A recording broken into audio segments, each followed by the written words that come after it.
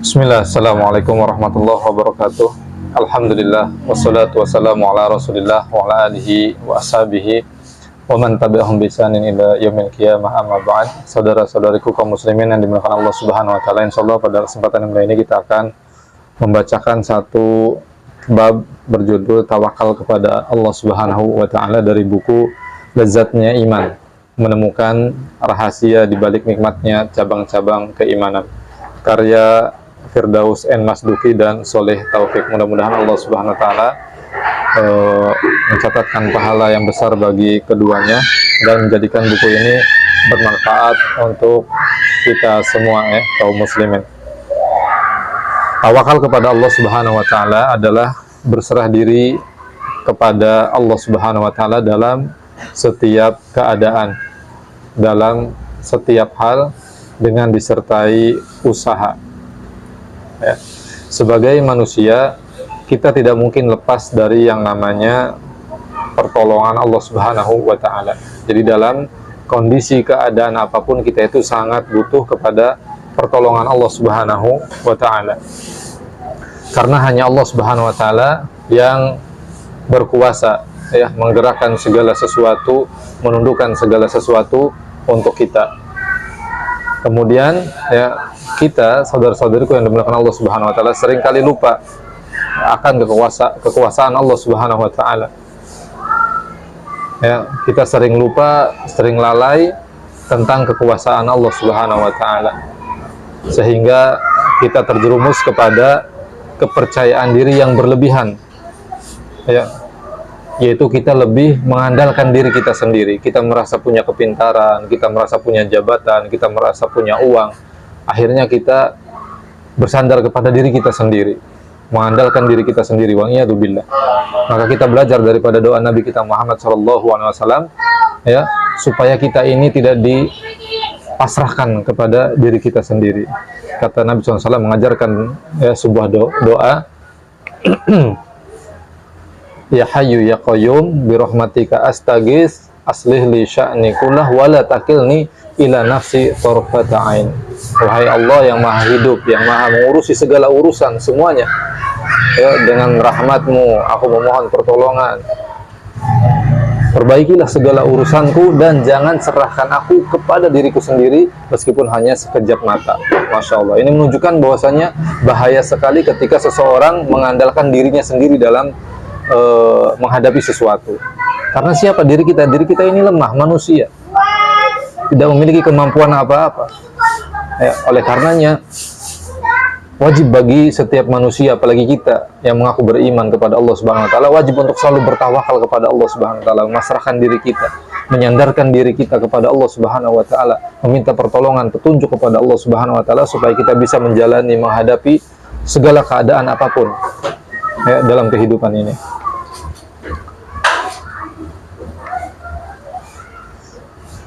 Kemudian yang selanjutnya, saudara-saudariku yang dimuliakan Allah Subhanahu wa taala, Allah mengajarkan kepada kita, bahkan memerintahkan kepada kita agar kita ini selalu bertawakal kepada Allah Subhanahu wa taala dan berserah diri kepadanya. Allah Subhanahu wa taala berfirman di dalam surat Ali Imran ayat 159, fa idza azamta fatawakkal 'ala Allah. Apabila engkau telah memiliki tekad yang bulat, telah berazam, maka bertawakallah kepada Allah Subhanahu wa taala.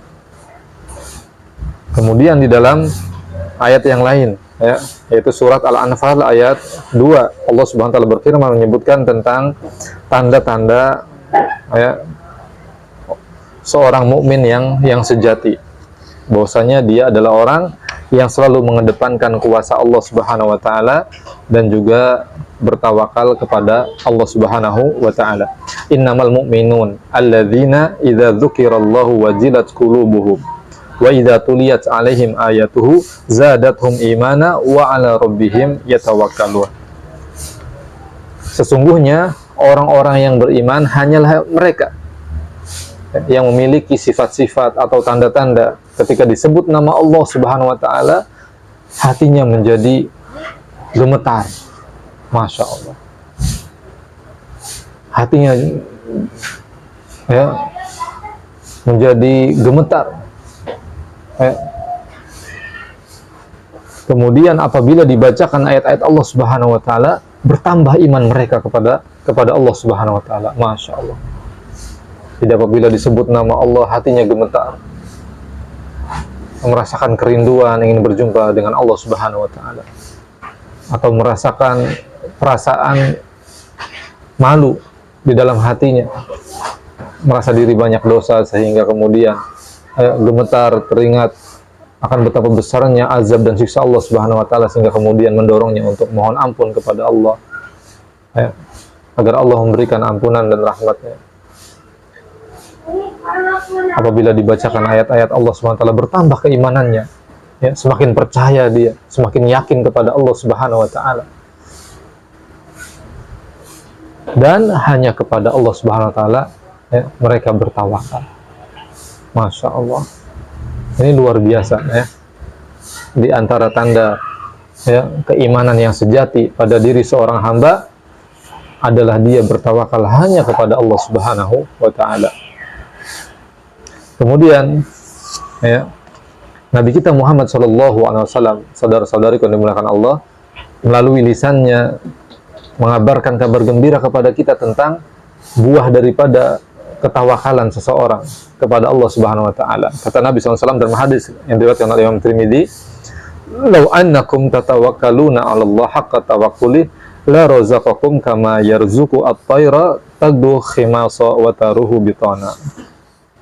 Kalau sekiranya kalian bertawakal kepada Allah Subhanahu wa taala dengan sebenar-benarnya tawakal, maka sungguh Allah akan benar-benar memberikan rizki kepada kalian sebagaimana Allah Subhanahu wa taala memberikan rizki kepada seekor burung yang mana dia keluar dari sangkarnya di pagi hari dalam keadaan lapar, dan di sore hari dia kembali ke dalam sangkarnya dalam keadaan kenyang. Masya Allah. Hadirin saudara-saudariku yang dimuliakan Allah Subhanahu wa taala, kesimpulannya adalah bahwasanya tawakal kepada Allah Subhanahu wa taala itu wajib hukumnya bagi seorang hamba. Dia berpasrah, menyandarkan dirinya hanya kepada Allah Subhanahu wa taala, meminta pertolongan kepada Allah Subhanahu wa taala untuk urusan aktivitas pekerjaan yang sedang dia hadapi, dan untuk segala hal apapun dia berpasrah, bersandar, mohon pertolongan, petunjuk kepada Allah Subhanahu wa taala. Tentu kemudian disertai dengan usaha Jadi bertawakal itu bukan pasrah diri begitu saja, tidak, tapi disertai dengan usaha juga. Sebagaimana dalam riwayat hadis disebutkan bahwasanya ada seorang sahabat ketika dia datang kepada Nabi SAW, dia membawa kendaraannya, tunggangannya. Kemudian dia bertanya kepada Nabi SAW, apakah saya cukup meletakkan tunggangan saya itu, tidak mengikatnya, kemudian saya bertawakal kepada Allah, atau bagaimana? Kemudian kata Nabi SAW, ikilha summa tawakkal 'ala Allah, fatawakkal 'ala Allah. Jadi ikatlah, kemudian bertawakallah kepada Allah Subhanahu wa taala. Ini menunjukkan bahwasanya tawakal itu disertai dengan usaha dan upaya.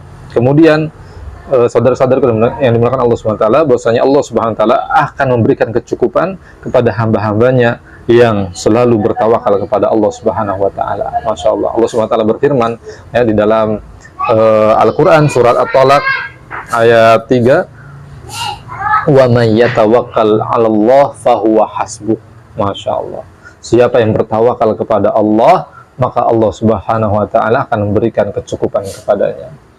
Masya Allah. Mudah-mudahan kita semua diberikan taufik oleh Allah Subhanahu wa taala bisa menjadi bagian daripada hamba-hambanya yang bertawakal kepada Allah Subhanahu wa taala. Sungguh betapa bahagia, betapa nikmat kita menjalani kehidupan ketika kita memiliki sandaran yang begitu kuat, begitu kokoh, yang maha kaya, yang mengayakan, yang maha penolong, yang maha pelindung, maha pemelihara, dan lain sebagainya. Masya Allah.